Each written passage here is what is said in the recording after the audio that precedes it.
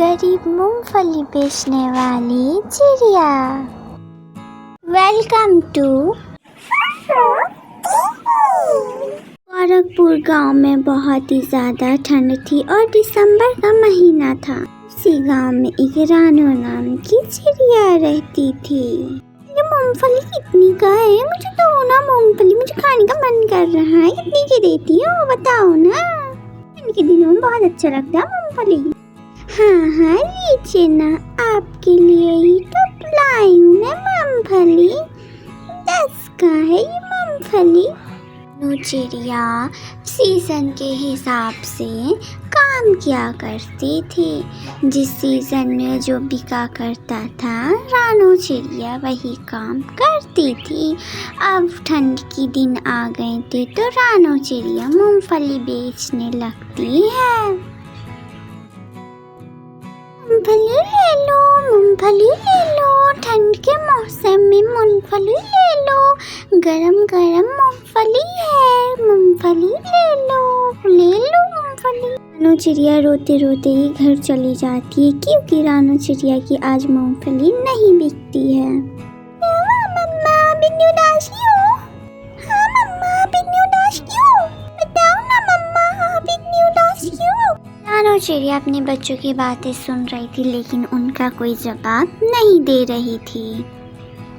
मम्मा बताओ ना, आपको क्या हुआ मम्मा? आप क्यों नहीं बोलती हो मम्मा? कुछ नहीं हुआ है, तुम लोग मेरी टेंशन मत लो।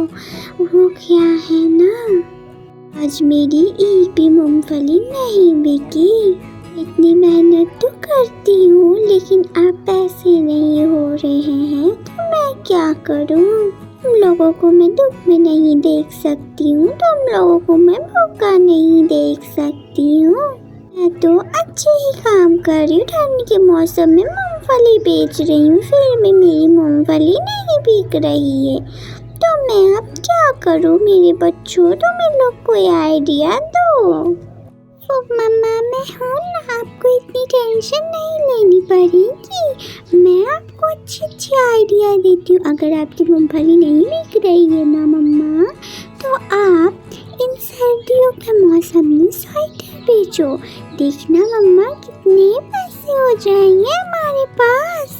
आप इस ठंड के मौसम में स्वेटर बेचो, देखना लोग कैसे हमारी स्वेटर को खरीदते हैं क्योंकि ठंड का मौसम है ना माँ। अब मूंगफली नहीं बिक रही तो हम लोग ऐसे थोड़ी ना बैठ सकते। आप कल से स्वेटर लेके जाओ, देखना। हाँ मेरे बच्चों, मैंने तो ये आइडिया लगाया ही नहीं।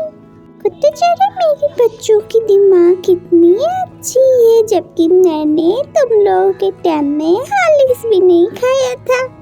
मैं तो बेकार में ही इतना कुछ सोच रही थी और इतना रो रही थी, जबकि मेरे पास दो दिमाग वाले बच्चे हैं।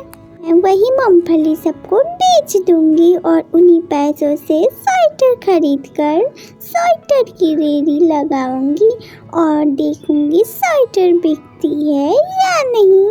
मुझे तो लगता है मेरी बेटी ने कहा है मेरी स्वेटर जरूर बिकेंगे। थोड़ी बहुत तो स्वेटर बिकेंगे ना, जिससे हम अपनी पेट भर करके खाना खा सकते हैं और सुकून की नींद ले सकते हैं। ये आइडिया तो बहुत ही अच्छा था। अब मैं कल ही सुबह जाकर स्वेटर बेचूंगी।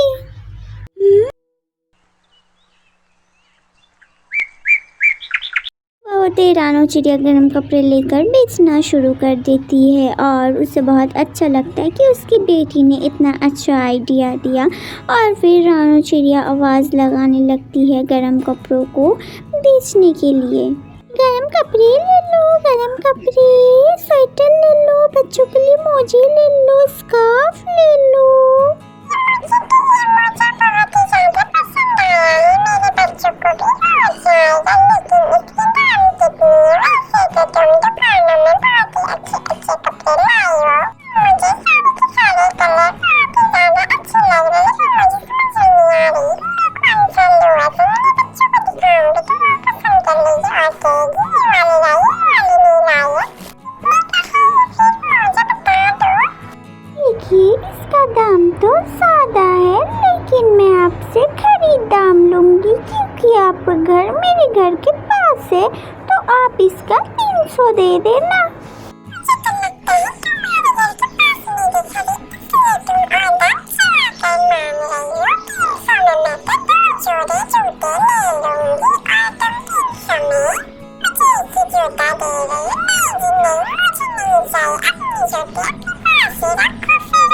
फिर एक प्यारा सा मिट्टू जाता रानू चिड़िया की दुकान और कहता है, आइए मिट्टू भैया, क्या लेना है आपको? मुझे लेना है मेरे बेटे के लिए जैकेट और टोपी, उसे बहुत ठंड लग गई है, डॉक्टर के पास। आपने बहुत अच्छा किया मिट्टू भैया कि आप मेरी दुकान आ गए, मैं बहुत गरम गरम कपड़े रखी हूँ, ये लीजिए आपके लिए।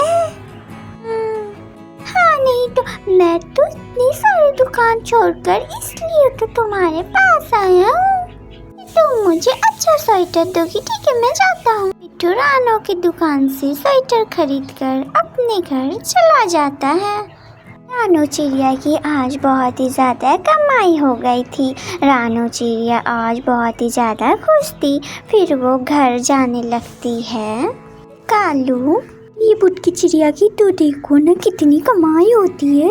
हाँ रुको ना, मैं इसकी इलाज करता हूँ, एक डंडा पड़ेगा ना, सब अकल ठिकाने आ जा। रानू चिड़िया घर जाने लगती है तो रास्ते में कालू आकर रानू चिड़िया का इंतजार करता डंडा लेकर। रानू चिड़िया आते ही कालू को देख लेती है कि वो डंडा लेकर उसका इंतजार कर रहा। फिर कालू कहने लगता है, समझ में नहीं आता, तुझे समझाया था ना कि ये सब मत बेचा कर, लेकिन ये सब तो मेरा कौवा भैया, आप मेरे साथ ऐसा क्यों करते हो? मेरी बच्चियाँ भूखी है 2 दिन से, वो कुछ खाई भी नहीं है। मैं पहले मूंगफली बेचती थी तो तुम लोगों ने भगा दिया, अब मैं गरम कपड़े बेच रही हूँ तो उसमें भी तुम लोगों को दिक्कत है। मैं क्या करूँ, मेरी बच्ची भूखी, मैं ये काम नहीं छोड़ने वाली हूँ। तुम जाओ अपना काम करो, मुझे मत परेशान करो ना। मैं पुलिस को जाकर रिपोर्ट लिखवा दूंगी तुम्हारे नाम पर। फिर अपना ये लाठी का डंडा अपने पास ही रखना, समझे तुम?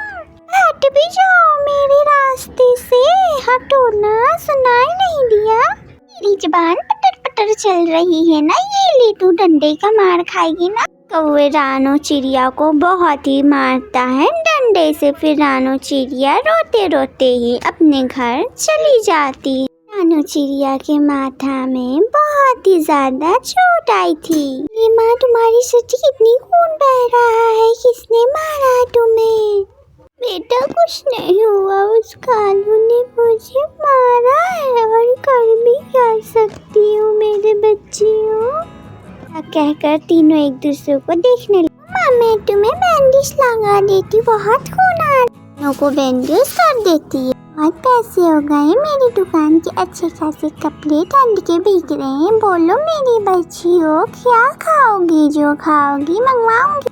माँ, मुझे ना बहुत दिनों से ना पिज्जा खाने का मन कर रहा है, तो मैं ना पिज्जा ही खाऊंगी, मेरा बहुत दिल कर रहा। जाओ भैया, फोन करो तो पिज्जा लेकर आइए जल्दी। मिट्टू भैया रानू चिड़िया के घर पिज्ज़ा डिलीवर करने के लिए आ जाता है, लेकिन तोते भैया को उसका घर का पता नहीं पता रहता है। भैया, आपको क्या पता है रानू चिड़िया का घर कौन सा है? हाँ, मुझे तो पता है, क्यों आपको जाना है क्या? बताइए बताइए। ये मैं आपको लेकर चलती हूँ। हाँ, सीधा चलिए, सीधा सीधा चलिए, सीधा। मैडम, आपके पिज्ज़ा लीजिए। हाँ दीजिए, मेरे 2 पिज्ज़ा है। मिट्टू भैया, मेरे पिज्ज़ा दे दीजिए। ते भैया रानू चिड़िया को पिज्ज़ा दे देते और वहाँ से चले जाते हैं। मामा देखो, मैं पिज्जा से खिचड़ी बनाई हूँ, बहुत टेस्टी लग रहा है, आप भी खाओ। हाँ, बहुत टेस्टी है, आप खाओ, मैं खाई हूँ, ठीक है? जी, मैं तो कहती रानू चिड़िया से हम लोगों को माफी मांग लेना चाहिए, क्या कहते हैं? हाँ, तुम बिल्कुल ठीक कर रही, चलो हम लोग रानू चिड़िया से माफी मांग लेते। कलुआ अपने कलुई पत्नी को लेकर चला जाता है रानू चिड़िया के घर।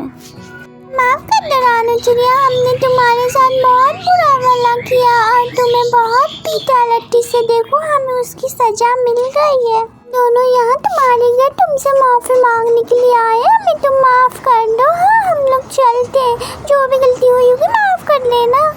कलुए अपनी कलुई पत्नी को लेकर रानू चिड़िया के घर से निकल जाता है। रानू चिड़िया के घर जाकर वो माफ़ी मांगकर वो अपने घर चला जाता है। रानू चिड़िया इधर अपना काम करती, अच्छा खासा उसका काम चलता और वहाँ दोनों भी अब तंग नहीं करते। हेलो दोस्तों, आप लोगों को हमारी कहानी कैसी लगी? अगर अच्छी लगी हो तो लाइक, कमेंट, शेयर और चैनल को सब्सक्राइब करना ना भूलें और पास में बेल आइकन को ऑल पे क्लिक कर दें हर दिन नई कहानी देखने के लिए। धन्यवाद।